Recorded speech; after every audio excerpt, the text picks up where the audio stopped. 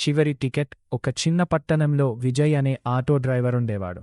రోజంతా కష్టపడి సంపాదించిన డబ్బుతో తన భార్య, చిన్న కూతురిని చూసుకునేవాడు.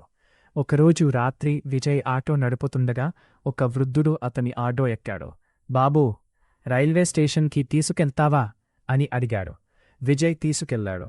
దిగేటప్పుడు వృద్ధుడు జేబులోంచి డబ్బులు తీస్తుండగా విజయ్, వద్దులే తాతయ్య, మీ దగ్గరే ఉంచుకోండి అన్నాడు. వృద్ధుడు ఆశ్చర్యంగా చూసి, ఎందుకు బాబూ అన్నాడు. మీరు చాలా అలసిపోయినట్టు ఉన్నారు, ఈ డబ్బుతో ఏదైనా తినండి అన్నాడు విజయ్. వృద్ధుడు చిరునవ్వు నవ్వి, నీకు మంచి మనసుంది బాబూ అని చెప్పి వెళ్ళిపోయాడు. మరుసటి రోజు విజయ్ ఇంటికి ఒక పార్సిల్ వచ్చింది. అందులో ఒక పాత డైరీ ఉంది. డైరీ మొదటి పేజీలో ఇలా ఉంది: ఈ డైరీ ఎవరికి దొరికితే దయచేసి నా కొడుకుకి ఇవ్వండి. విజయ్ ఆశ్చర్యపోయాడు. ఆ డైరీలో ఉన్న ఫోటో చూసి ఒక్కసారిగా షాక్ అయ్యాడు. అది నిన్న ఆటో ఎక్కిన అదే వృద్ధుడు. డైరీ చివరి పేజీలో ఒక చిరునామా ఉంది. విజయ్ ఆ చిరునామాకు వెళ్ళాడు. అక్కడ ఒక పాత ఇల్లు కనిపించింది. ఇంటి ముందు ఒక యువతి నిలబడి ఉంది. విజయ్ ఆమెకు డైరీ ఇచ్చాడు. ఆమె డైరీ తెరిచి చదివి కన్నీళ్లు పెట్టుకుంది. మీకు మా నాన్న ఎక్కడ కనిపించారో అని అడిగింది. విజయ్ నిన్న జరిగిన విషయం మొత్తం చెప్పాడు. ఆమె ఒక్కసారిగా ఏడుస్తూ, అన్నయ్యా, మా నాన్న చనిపోయి 3 సంవత్సరాలు అయ్యింది అంది. విజయ్ గుండె ఆగినంత పనైంది. ఏమంటున్నారో?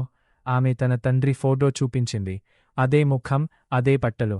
మా నాన్న చనిపోయే ముందు ఒక మాట చెప్పారు: నా కొడుకు ఎక్కడున్నాడో నాకు తెలియదు, కాని నేను ఎప్పుడైనా అతన్ని కలిస్తే అతనికి ఈ డైరీ ఇవ్వాలి అని. విజయ్ చేతులు వణికిపోయాయి. మీ నాన్న కొడుకు ఎవరు అని అడిగాడు. ఆమె విజయ్ వైపు చూసి, నా తమ్ముడు పేరు విజయ్ అంది. విజయ్ కళ్ళలో నీళ్లు తిరిగాయి. నా పేరు కూడా విజయ్. ఆమె ఒక్కసారిగా అతని చేతిని పట్టుకుంది. అన్నయ్యా, నువ్వేనా?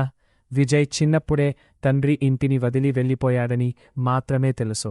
తండ్రి ఎక్కడున్నాడో, ఎలా ఉన్నాడో ఎప్పుడూ తెలియదు.